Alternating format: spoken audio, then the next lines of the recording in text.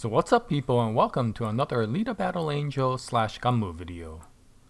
So this video is somewhat in continuation from the last video that I made with regards to Battle Angel Alita. Now if you recall, the last video was another what if video, and the topic was what if Desty Nova had done the brain to brain chip switch that he did with Alita's brain in Last Order, but he did it in the ending of the original series. What would have happened at that time?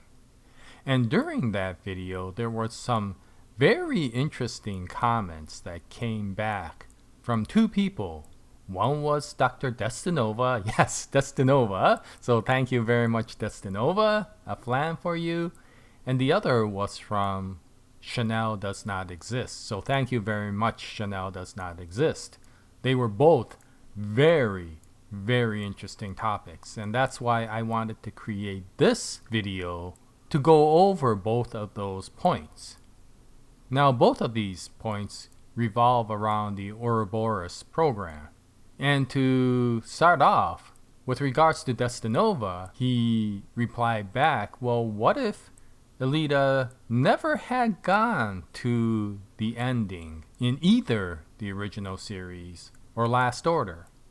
What if Alita was still stuck in the NORAD facility? And so that was very interesting. Now, if you recall, in the original series, Alita went to NORAD to go after Desty Nova since he was hiding out there. And during that time, if you recall, Desty Nova had trapped Alita in the Ouroboros program. Now, the Ouroboros program was one of those dream sequence programs that would bring the consciousness of that subject, which was Alita in this case, through various dream sequences. And had Alita not been able to outpower the Ouroboros program, she would have been stuck inside that dream for potentially forever. But she did overcome that, and because of that, she was able to come out of that dream, and because of that, she was able to defeat and kill Desty Nova at that time. But as Desty Nova says, now the commenter Desty Nova says, what if that didn't happen? What if Alita was still in the Ouroboros program? Now this is very interesting because if you recall, Alita did realize that she was in that dream sequence. She was able to come out of it because of that. And once she was out of it, of course, Desty Nova was somewhat caught in that Ouroboros program as well, and he had a more difficult time coming out of it, and during that time, Alita was able to defeat Desty Nova. It was actually a very sentimental time for Desty Nova, because he had come out of his evil side and had realized through living peacefully with Alita in that dream sequence that he actually enjoyed that and wanted to go in a better manner. So it was a very ironic situation that we saw. But if Desty Nova was to successfully capture Alita in the Ouroboros program, what would be the best program for her to be convinced that she is not in the program? And of course, that is the dream sequence of her overcoming the Ouroboros program and coming out of it to defeat Desty Nova. And to ensure that she is convinced of that, the dream sequence will also include an extremely distraught Desty Nova that looks like he has lost control of everything, including the Ouroboros program. And that way, she will feel that Desty Nova is vulnerable and use that to defeat and kill Desty Nova. And by doing so, that will convince her that she has overcome the Ouroboros program. And by doing so, she will remain in the program and no longer try to confront it. So I thought that that was a very interesting situation that Desty Nova brought up. And had that happened, then of course all of this that we're reading right now didn't really exist, didn't happen. Zalem is still the same way it is. Jeru is still the same way it is. Aga Mbadi is still probably ruling Jeru. and all of the things that happen may or may not happen in the future, because all of that is a dream sequence for Alita to continue to remain convinced that she is in the real world. And so what we're doing is not following Alita in the real world, but we are following Alita in her dream sequence. And Desty Nova is happily eating flan, knowing that his lovely subject is now caught in his trap. So I thought that was a very interesting what if. But the one that Chanel does not exist brought up was even more interesting in my opinion. And that goes all the way back to the very, very beginning of the story, the movie, and the anime.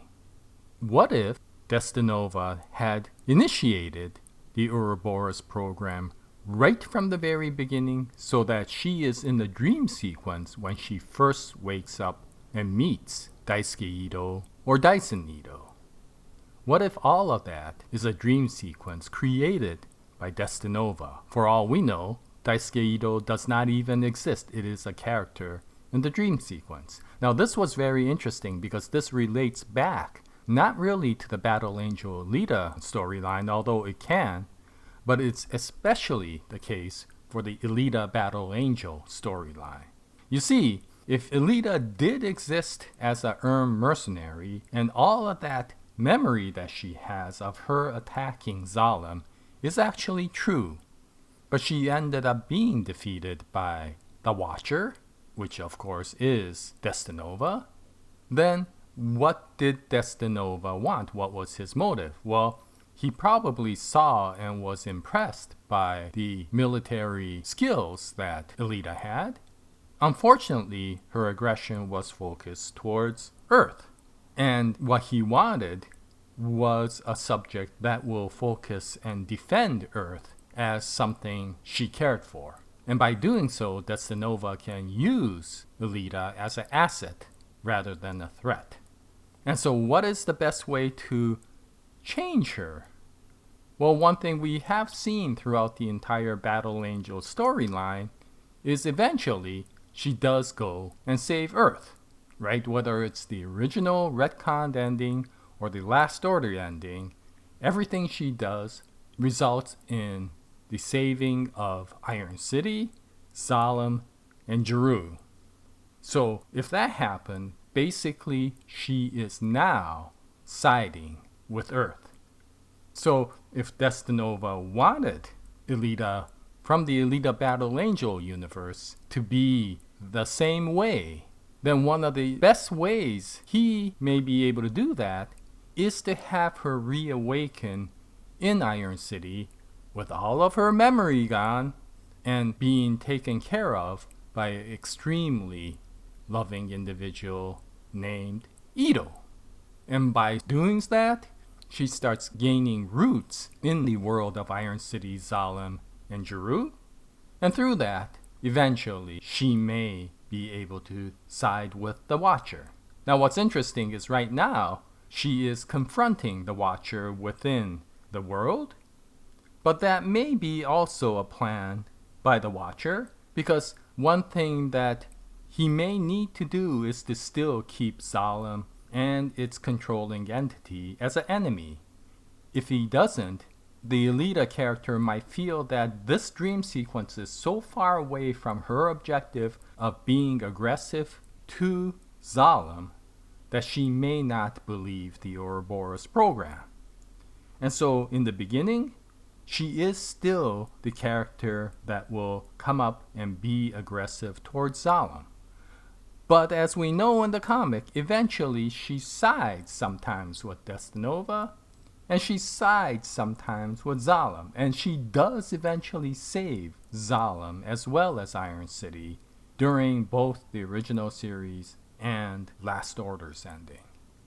So, maybe Desty Nova's Karmatron dynamics is steering him towards making sure that Alita initially starts out with the personality somewhat like Yoko, focused towards the aggression to Zalem, but through the influence that she gets from Ito, from Figure 4, from Radio Chaos. That personality will slowly change, and by the end of the Last Order series or the end of the retconned original series, she would have sided to Zalem, and as we know, once she gets up to Zalem, she would be sided with Desty Nova. So is that Desty Nova's plan in Alita Battle Angel? And did she really wake up in the junkyard? Now, this is definitely not I bet this is what the story is going to be in the Alita cinematic universe. Chanel does not exist is not saying it that way. Chanel does not exist is giving another what if. What if that entire story that we went through from the very beginning of the story is actually a Ouroboros program developed by Desty Nova to help steer Alita to become a soldier for Earth rather than for Mars. So I thought that that was a really, really interesting comment. And because of that, I wanted to bring both of these comments out in this particular video. So once again, thank you very much, Dr. Desty Nova. Thank you very much, Chanel Does Not Exist. Those were very, very interesting topics, and I am very happy you brought them out in the comments section of my past video. But anyway, that is this particular video. I did want to bring them up and spotlight those comments, and I'll continue to make more what if videos in the future. I hope you join me at that time, and thank you very much for watching this video. If you have any comments with regards to this topic, please put them in the comments section, because I always learn a lot from your comments. And until the next video, happy movie watching, happy manga reading, and as always, Jaya, nice day everyone.